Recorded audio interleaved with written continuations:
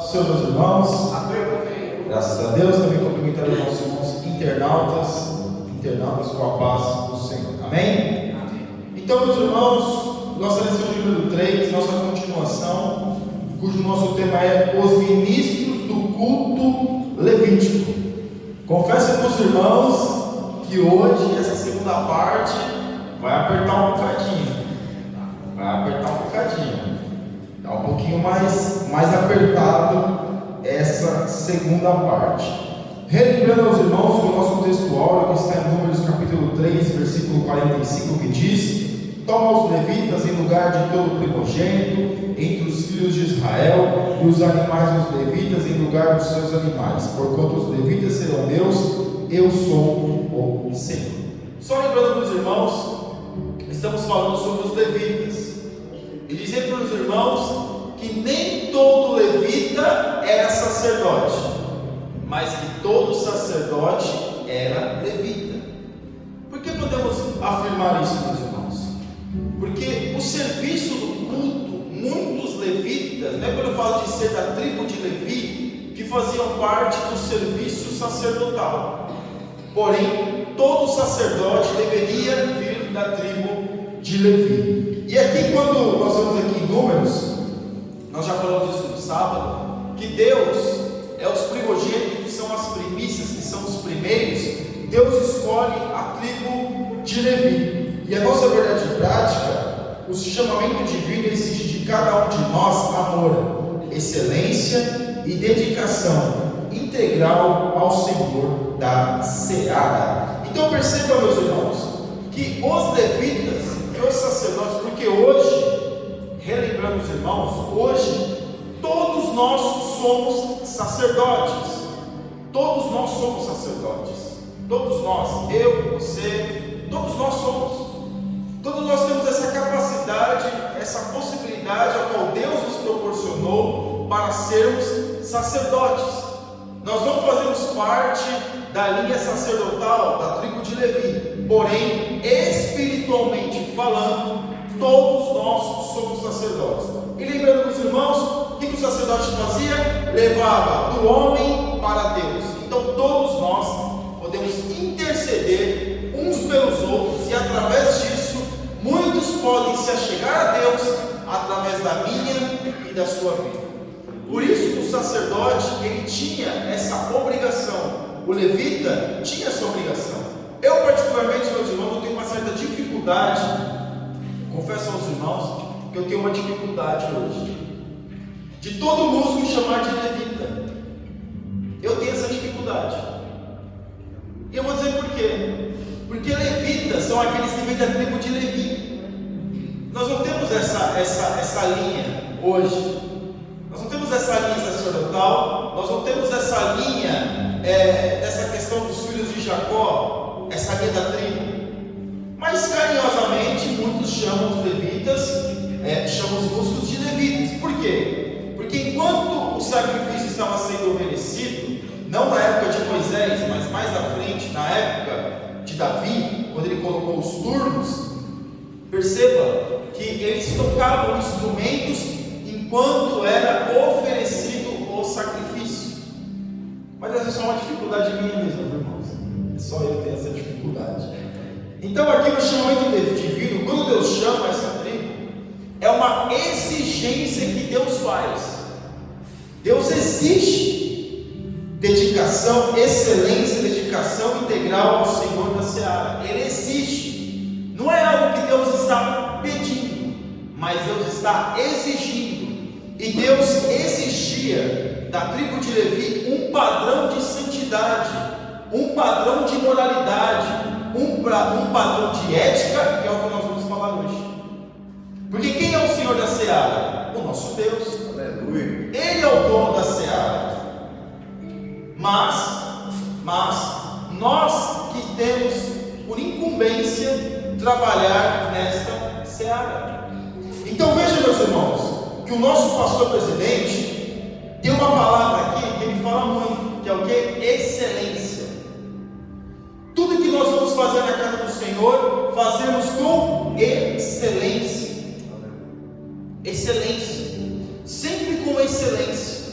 Porque quando nós fazemos com excelência, o padrão aumenta, o nível é mais alto, o cuidado de fazer algo para Deus é melhor, a pessoa se prepara mais para dedicar algo ao Senhor.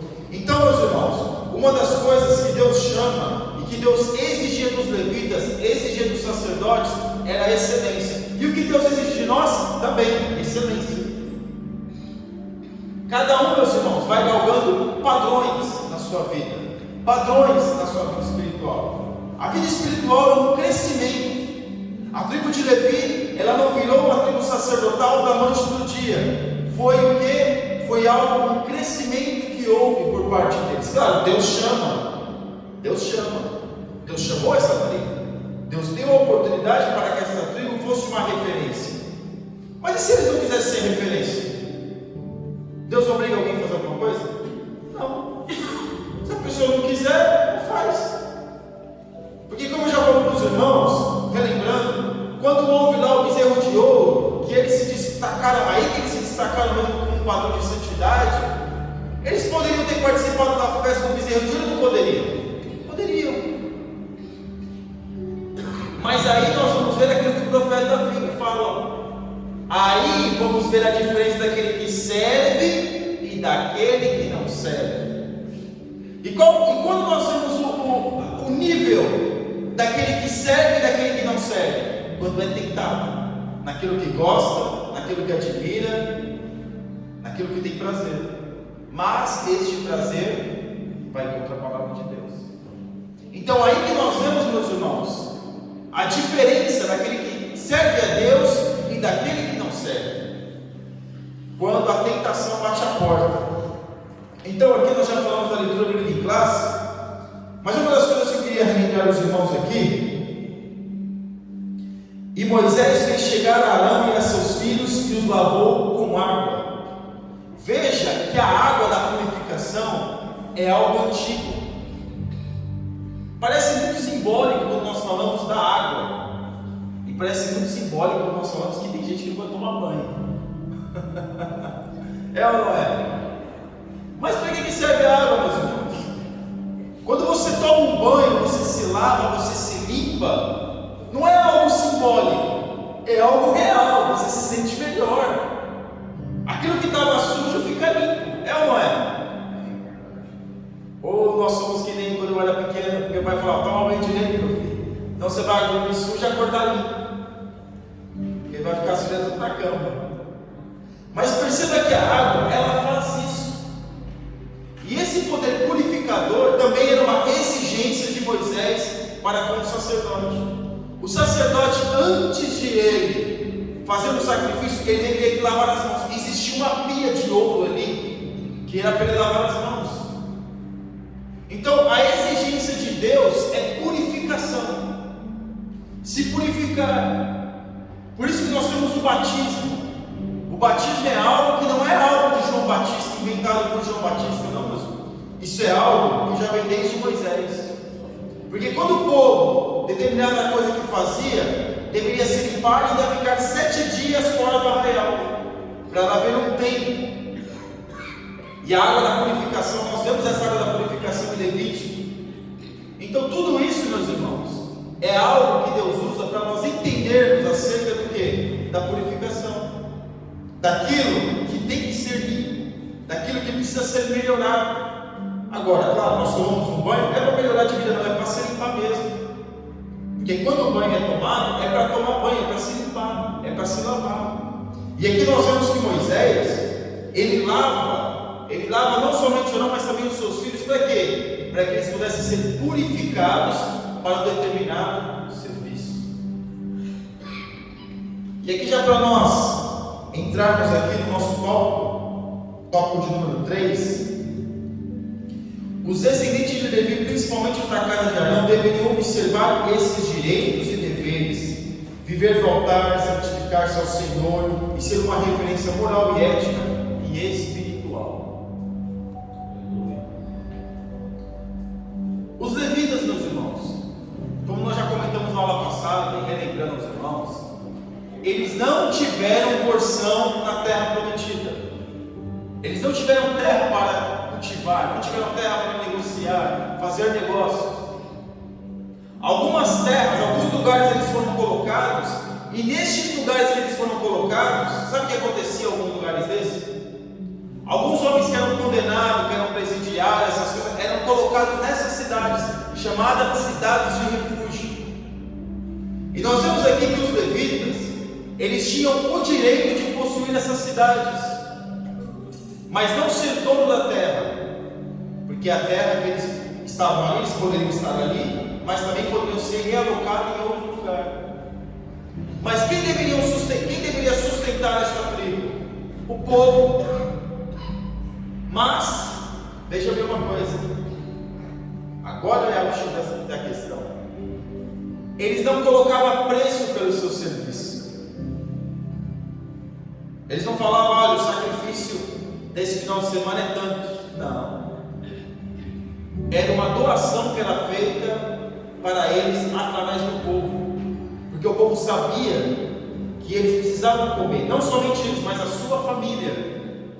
Porque a tribo levítica, não é que nem nós vemos, meus irmãos, que não tinha aqui o levita, ele não tinha esposa, não tinha filhos, não tinha esposa e não tinha filhos. Ele era constituído de família, e família que precisava ser o quê? Sustentada. É aí que nós entramos na moral da história. Porque o levita, ele não exigia, ele não colocava preço no seu serviço, porque ele fazia para o Senhor. E tinha que fazer com excelência, e se purificava com excelência, e se santificava com excelência, e se separava com excelência, porque era para o Senhor. Será que te lembra alguma coisa? Dar preço? Será que te lembra alguma coisa, irmão? Fazer algo para Deus e ficar colocando preço, taxando preço? Não te recorda nada? Não? Cartéis? Não te lembra de cartéis? Sabe o que é cartel? Quando todos cobram o mesmo preço? Isso acontece dentro da igreja. Muitos têm entrado por essa linha de taxar um valor, de cobrar um preço, de falar que eu só vou em tal lugar e vou fazer determinada coisa se me pagarem. Só faço a oração mediante uma oferta. Só faço algo mediante um valor cobrado. Quando, no entanto, devemos fazer para Deus, e a pessoa que está ali convidando, ela tem que ter a consciência que a pessoa que ela convidou teve uma deslocação e às vezes vive daquilo. Ou seja, o bom senso. Mas os sacerdotes, eles não cobravam pelo seu serviço, porque o trabalhador, ele é digno do seu salário, mas não é um salário que vai reverter para ele como um luxo. Pode ser um conforto, mas não um luxo. E aí, porque eu disse para os irmãos que essa lição vai apertar um pouquinho, porque é exatamente isso. Muitos cobram, taxam, e fala, por menos daquele valor não vai, e ainda dá desculpa porque já fez muito, e muitos não deram a devida contribuição, que agora cobra para não ficar sem a oferta. Está certo? Será que aquilo que Deus me deu tem preço? Tem valor, mas não preço. Então perceba, meus irmãos, que o sacerdote hoje, nós, se você fizer algo para alguém, e a pessoa quiser de bom grado te dar uma oferta, não é pecado aceitar. O pecado é se alguém vir me convidar para ministrar numa igreja, eu posso dizer assim, eu só vou se me der 300 euros, por menos 300 euros eu não saio da minha casa. Taxar. E às vezes aquele que vai convidar quer dar uma oferta boa, está com o coração bom, tem condições financeiras para isso, não vai defraudar a igreja, não vai, e vai dar uma oferta melhor. Mas o sacerdote, ele fazia com excelência, se purificava, se preparava, fazia com excelência, e não colocava preço no seu serviço, porque se é para Deus, não pode haver preço. Eu vou cobrar? Vou falar que eu só vou se me der 50, 70, 80, 100 euros. Como no Brasil, como eu disse, de cartéis, existem cartéis de pregadores, que diz, se chamar você tanto, se chamar você tanto, olha, não cobra menos do que isso, viu? Aí você, nossa, é isso, é o que acontece. Mas perceba que o sacerdote de Deus, ele não tem essa mentalidade, porque ele faz por amor ao próximo, ele faz por amor a Deus, ele faz para que almas venham ser alcançadas, porque esses que fazem isso, eles têm a performance do animador de auditório, ele vem para animar o povo, ele faz já para uma agenda futura, para o público, para chamar ele futuramente, ou seja, ele não tem compromisso com a palavra de Deus, ele prega aquilo que o povo quer ouvir, ele faz aquilo que o povo quer ouvir, porque ele tem que agradar o povo, porque se ele não agradar o povo, ele não é convidado para voltar naquele lugar. E aí nós vemos os sacerdotes, eles faziam de tudo para agradar a Deus. É claro que no meio do caminho houve algumas situações, mas a originalidade do sacerdote, da função do sacerdote, era agradar a Deus, era fazer para Deus. Arão foi chamado para levar o povo a ter o entendimento de Deus, alcançar o perdão de Deus, entender e chegar ao conhecimento de Deus.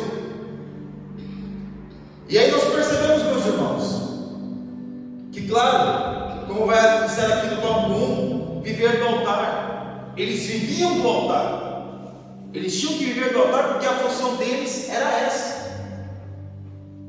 Mas veja, que eles não tinham algo que era por fora. Um trabalho por fora, um negócio por fora, para poder complementar a sua renda, vamos assim dizer, para poder enriquecer e fazer negócios. Não, porque o que Deus falou para eles era que eles deveriam viver do altar. Eles eram os únicos que poderiam viver do altar. Alguém vai dizer assim, mas para o sacerdote era fácil, ficava o dia inteiro com o pé para cima lá, de vez em quando ia lá levar um sacrifício. Será, meus irmãos?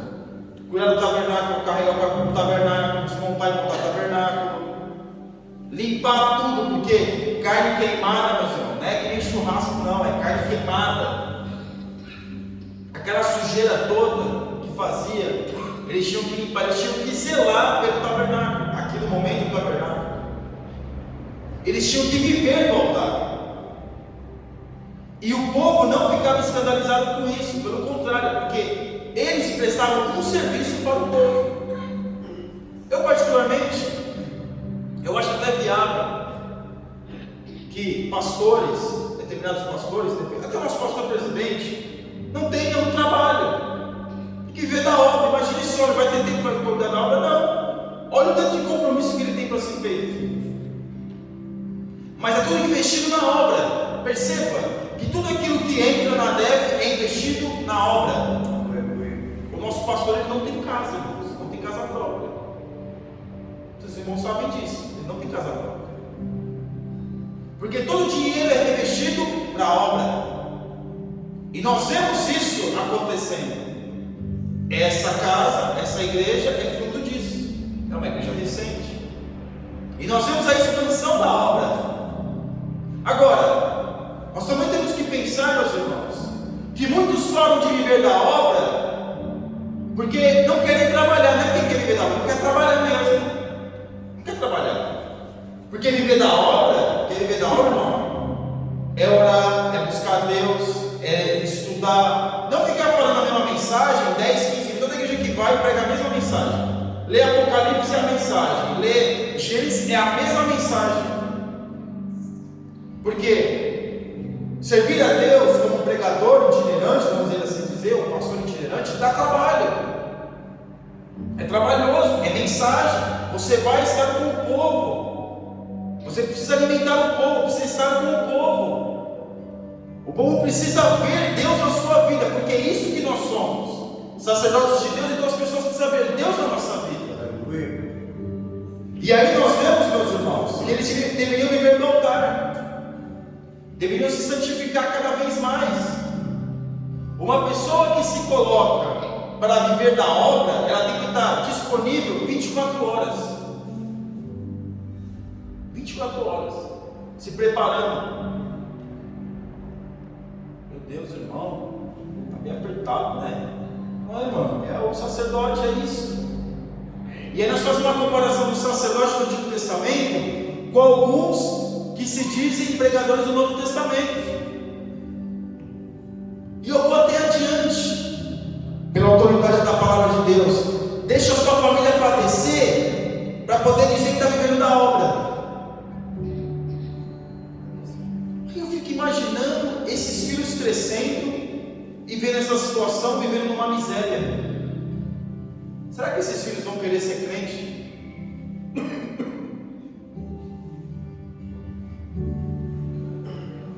Não, porque eu já vi acontecendo isso em famílias. Os filhos cresceram, não quer saber de igreja. É um mau exemplo. Porque os primeiros a verem que realmente nós somos sacerdotes, somos espelhos de Cristo, é os da nossa casa, é os nossos filhos, é a nossa esposa, é a nossa família. E aqui quando nós vemos aqui na parte 2, santificar-se ao Senhor, em virtude do seu ofício, os sacerdotes deveriam erguer-se em Israel com referência de santidade e pureza. Aí que eu tremo. Aí que eu tremo na base, irmãos. Porque é responsabilidade. Não é apenas dizer que é simplesmente um cristão, não. É ter referência, é dar referência, é ser referência. As pessoas precisam ver a diferença em nós. E aí você começa a imaginar e pensar assim: mas espera aí, irmão, quantos escândalos estão acontecendo? Está acontecendo e continuará a acontecer em proporções cada vez maiores, porque a palavra de Deus diz isso. Mas o que Jesus diz? Que vai vir escândalos mais, ai de quem vier. Eu estava conversando hoje com um colega de trabalho da sede, e nós estávamos conversando sobre um evento maior que tinha no Brasil, o maior de todos, que todo pregador sonha era pregar lá. O sonho de todo mundo era pregar lá, inclusive o meu também. Aquela multidão, a cidade fecha, a cidade para, é mundialmente conhecido, estava não sei quantos anos já. Mas irmãos, o que acontecia ali era absurdo. Absurdo. E muitas pessoas deixaram de ser crentes depois que os escândalos começarem a vir à tona. E é um perigo muito grande isso. Porque as pessoas se apegam a homens. Vê o homem e fala: nossa, que bênção. Você pode pegar as coisas boas de um e ver como referência e colocar em prática na sua vida. É lícito. A questão é quando nós queremos viver a vida do outro, queremos ser outra pessoa. E quantos jovens eu não vi, quantos irmãos ainda não vejo hoje, pregando como se estivesse lá, fazendo a performance do pregador de lá. E nós vemos, meus irmãos, que muitos deles, infelizmente, com dor no coração eu digo, subiam ali em pecado, subiam ali com dificuldades, alcoolizado.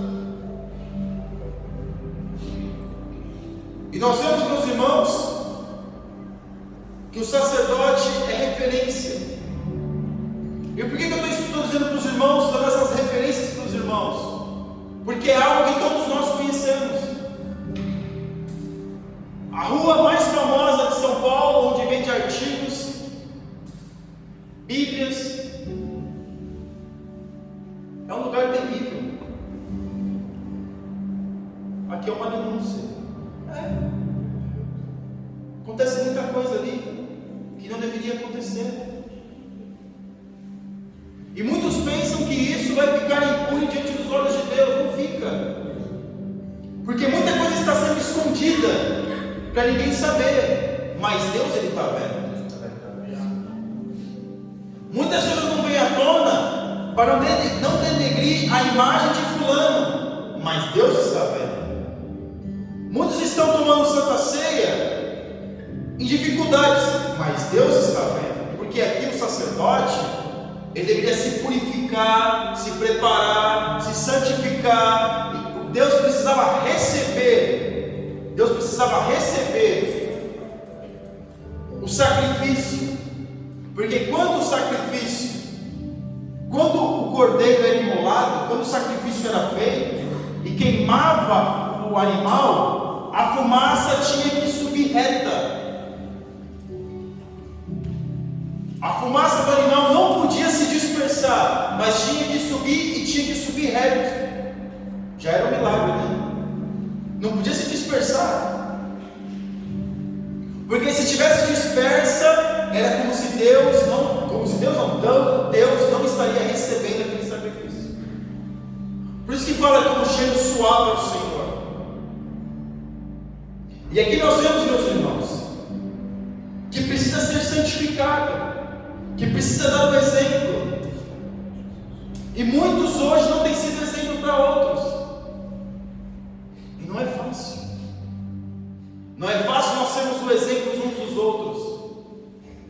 Porque hoje, qualquer coisa, nós falamos que nós somos crentes, e qualquer coisa de repente que aconteça supostamente já tem muitas pessoas nos apontando. É por isso que nós temos que tomar cuidado com muitas coisas. E aqui, meus irmãos, na parte 3, já para nós caminharmos, tornar-se uma referência espiritual e moral.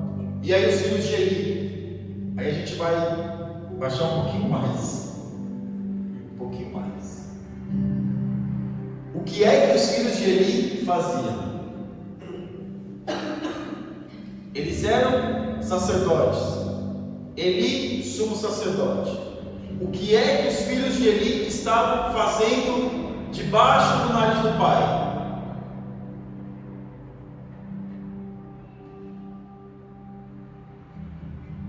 Deitavam-se com as mulheres que não eram as suas esposas. E todo mundo sabia. Roubava a carne. E todo mundo sabia. E o que nós vemos hoje, meus irmãos?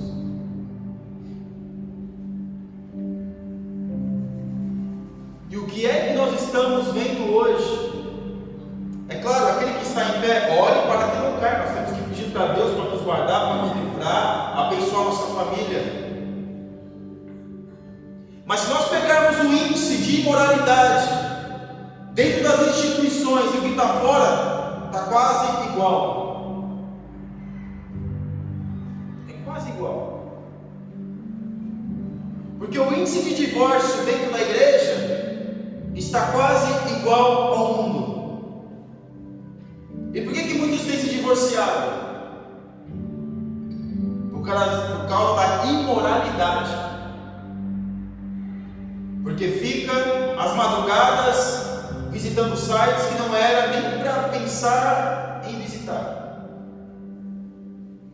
Porque faz coisas que não deveria fazer.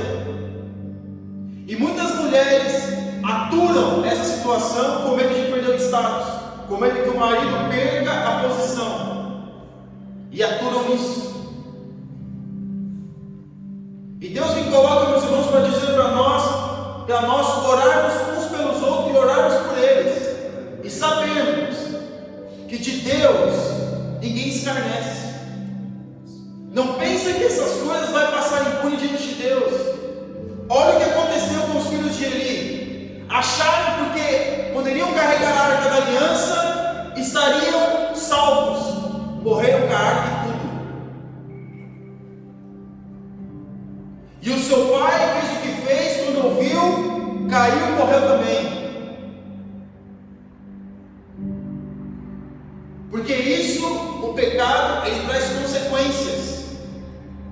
sacerdote, ele é uma referência de padrão de um homem e de uma mulher de Deus. Nós temos que ter padrões, nós temos que ter níveis, nós temos que buscar alcançar níveis espiritual cada vez maior. Mas para beneficiar a nós mesmos somente? Não. É para que outras pessoas possam ser alcançadas. E muitos têm se escandalizado com as coisas que têm acontecido, com roubos que têm acontecido, com imoralidades que têm acontecido. É o fulano de tal que é maioral, que ficou com a esposa daquele que não é tão destacado assim. E eu conheço um que veio me contar uma história, triste história, irmãos, triste história. Você acha que Deus não vai cobrar dessas pessoas? Claro que vai. Claro que vai. E era melhor passar pela dificuldade agora, porque senão vai ficar na eternidade sem Deus. E não é eu que estou dizendo, é a Bíblia que diz. Triste coisa é. E alguém ainda vai dizer, meus irmãos, que o negócio está tão feio que algumas igrejas já atestam divórcios de pastores. Não deu certo? Divorcia, vai ficar infeliz. Ninguém mandou escolheu porque quis, vai aturar até o fim da sua vida. Atestam isso, como se isso fosse uma coisa mais normal do mundo. Eu casei, eu era muito ingênuo, não sabia o que eu queria, e agora eu quero divorciar. Qual que é o padrão? Qual que é o nível? O que nós queremos, meus filhos? Queremos achar essas coisas todas normais, ou vamos realmente ser um padrão de santidade a Deus? E o que é santidade mesmo? É separado. Estar separado. Não estar fugindo. Não dizer que está aqui, mas não sou não. Separado. E aqui nós percebemos, meus irmãos, que os filhos de Eli, eles fizeram tudo isso durante muito tempo. Porque quando a Bíblia relata, ela não vai dizer que foi, ela vai dizer que foi uma vez, ela vai colocar ali, e nós entendemos muitas das vezes que foi só uma vez. Não foi só uma vez. Era uma prática constante deles. Era uma prática qual eles tinham, que era uma coisa constante. Eles faziam isso continuamente. E Deus estava vendo tudo aquilo. Como Deus está vendo muitas coisas acontecendo hoje. Porque o que a Bíblia diz? Por se multiplicar a iniquidade, o amor de muitos esfriará. E infelizmente muitos têm se esfriado na fé por ver essas coisas. Triste coisa. Agora que Deus nos ajude a permanecermos firmes na sua presença. Amém. Não olhe para isso, irmão. Não se preocupe. Ore por essas pessoas para que Deus possa converter esses homens. Ore para que Deus possa visitar essas pessoas. Não se escandalize. Não pense que Deus está atestando esse tipo de pecado que agora pode. O fulano fez, agora pode. Agora ele sobe no púlpito e Deus continua falando. Não está falando nada, às vezes é só uma lata vazia. Só uma lata vazia. Como a pessoa tem, como aquele animador de auditório, ele tem a capacidade de trazer o povo, ele faz mesmo. Ele faz. Ele pega o microfone e faz mesmo o movimento, ele faz. Mas isso não quer dizer que Deus está falando, porque aqui com a família de Eli, Deus já tinha parado de falar com eles há muito tempo. Só que eles ainda não tinham se atentado. E Deus colocou quem lá dentro da casa deles? Samuel. E com Samuel, Deus falava. Aleluia. Deus quer falar comigo e com você. Deus quer falar conosco. Basta nós estarmos com os nossos ouvidos atentos. Essas coisas vão continuar acontecendo. Porém, eu e você temos que estar guardados na presença de Deus. Aleluia, Jesus. Glória a Deus. Nós temos que buscar a Deus verdadeiramente e sermos referência, darmos o exemplo. Está difícil, meus irmãos, está difícil. Às vezes você dá um exemplo aqui, mas uma pessoa vem dizer: mas por que o fulano pode e você não pode? Isso, meus irmãos, corta o coração. Por que na sua igreja pode, não pode e na outra igreja pode? Alguém te fez essa pergunta? Na sua igreja não pode, mas na outra igreja lá pode. Eu estou falando, meus irmãos, do casamento e veio uma pessoa conhecida e disse aqui, sim. Não, mas o pastor lá, ele falou que tudo bem, é assim mesmo. Tem homens que podem ter que ficar 2 pastores, tem que ficar 2 anos de disciplina. Outros não tem problema, pode ficar só 1 mês.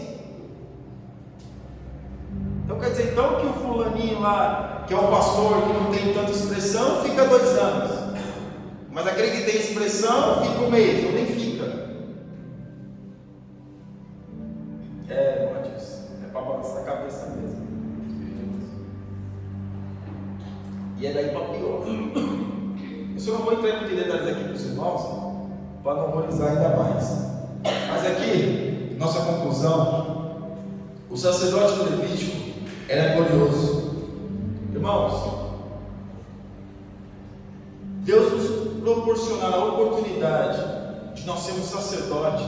Porque aqui está falando do sacerdócio do Levítico, que todos nós somos sacerdotes, é algo glorioso. Aleluia. Deus nos proporcionará a oportunidade de falarmos a sua palavra, é uma bênção.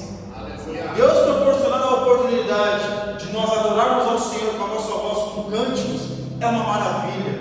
Deus proporcionará a oportunidade de nós orarmos e intercedermos uns pelos outros, é uma bênção. Imagina, meus irmãos, nós orarmos aqui: Senhor, visita aquela família, Senhor, com as tuas mãos, abençoa, livre de todo mal, e Deus livra mesmo. Olha que maravilha! O que isso quer dizer? Que Deus ouve a nossa voz, que nós temos voz no reino dos céus, que nós podemos orar uns pelos outros, sim, que nós podemos fazer a diferença. O irmão aqui está ministrando a oferta e Deus tocar no outro irmão e ele vai contribuir, ele começar a ter consciência: não, realmente eu tenho que contribuir, o dízimo, a oferta, a igreja é sustentada através desses recursos. Que bênção! Você chegar de repente, vir aqui e começar a louvar a Deus com um cântico, adorando a Deus, e as pessoas serem tocadas, você sendo tocado, a pessoa que está lá ouvindo ser tocada, que maravilha! Era isso que os sacerdotes faziam, para que o povo pudesse ser beneficiado. E nós hoje somos os sacerdotes de Deus nessa terra, para que pessoas venham ser beneficiadas. Aleluia. Seus membros eram considerados príncipes de Deus. Nós somos os príncipes de Deus, irmãos. Nós somos príncipes. Olha a responsabilidade que nós temos. Todavia o Senhor Jesus Cristo é superior ao sacerdócio levítico, pois é eterno. Quanto a nós, somos uma nação santa, profética e sacerdotal, pois recebemos a incumbência de proclamar o Evangelho e interceder pelos que perecem. Portanto, sirvamos ao Senhor com todo o nosso ser, para que através de nossa vida venha o reino de Deus a este mundo que jaz no maligno. Os anjos queriam pregar a palavra, mas isso foi colocado para nós.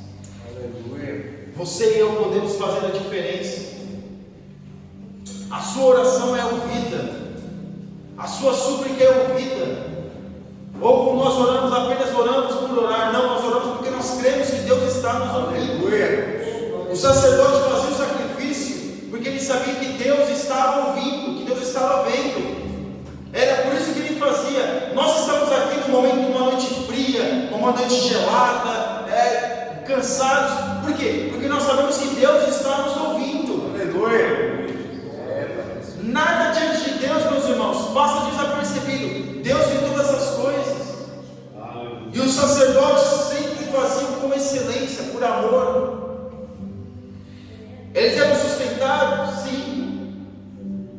fazer pelo salário, mas sim porque Deus tinha colocado essa incumbência na vida deles. E nessa noite saiba que o mundo jaz no maligno mesmo. Tudo isso que está acontecendo, meus irmãos, está apontando para cada dia mais as coisas ficarem pior. E ela vai atingir muitas pessoas ainda. Mas peça para Deus não atingir o seu irmão, não atingir a sua casa, não atingir a sua vida.